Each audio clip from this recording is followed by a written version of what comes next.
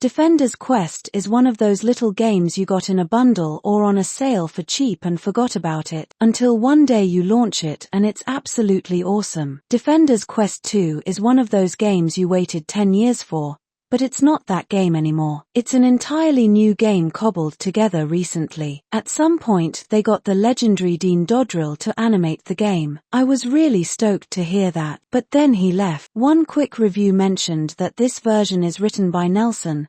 Do I have to mention that I had a couple of conversations with him ages ago? Does that make me corrupt enough? When the credits roll you can see a lot of names of slave origins. Did they, like, assimilate a whole studio of game dev refugees fleeing Pukin's war to finally finish the game?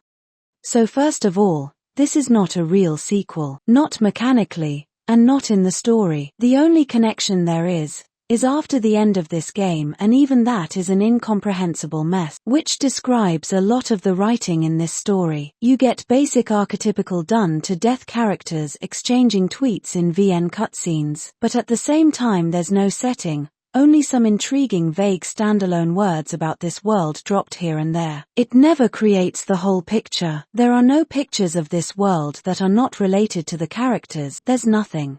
And the map looks like a crappy AI hallucination of a patchwork quilt assembled from cartoon shapes, which doesn't tell a story of your journey. What's up with sailing on the living ships, which are not ships, and don't have sails, and actually just walk everywhere? What about the big country? What's the map? What? Which tides? Nothing is clear, nothing is explained, nothing is set, nothing is described, nothing is written. So, it's a tower defense game, where instead of towers you have unique characters that gain XP, and you can pick upgrades in their skill trees. There also are items, but since it's all just linear progression, while you are drowning in the currency, they literally might as well not exist. The only meaningful shopping you do is buy spells for your 3 or 6 available spell slots. The progression isn't too fun. Your roster changes according to the story needs, so sometimes you see yourself with only one tower, or with a few towers none of which are fit for the task of the map. And I'm not even talking about the perfect plus hardest.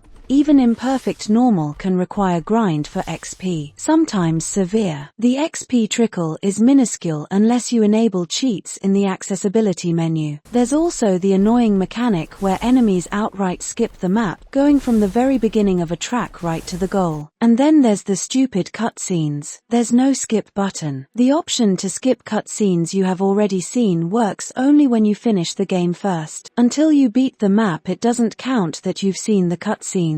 So, you will see the same exact twits with no option to skip again and again and again until you finally beat the map. Even the next button jumps around the screen, so you have to hunt it each time. And there are more tweets in the middle of fighting, plus outrows. Besides the combat map nodes, there are also cutscene nodes. But those aren't real cutscenes, it's just more of VN tweets. So, what was the point of separating them from the maps? There's also the issue that VN cutouts of the characters almost never fit what is said in the tweets. The art is partially decent, if you can stomach that moon over June art style. Partially it's ugly-ass mega bullshit that shouldn't exist, and partially just stock placeholder plaques that look a bit out of place. Mid.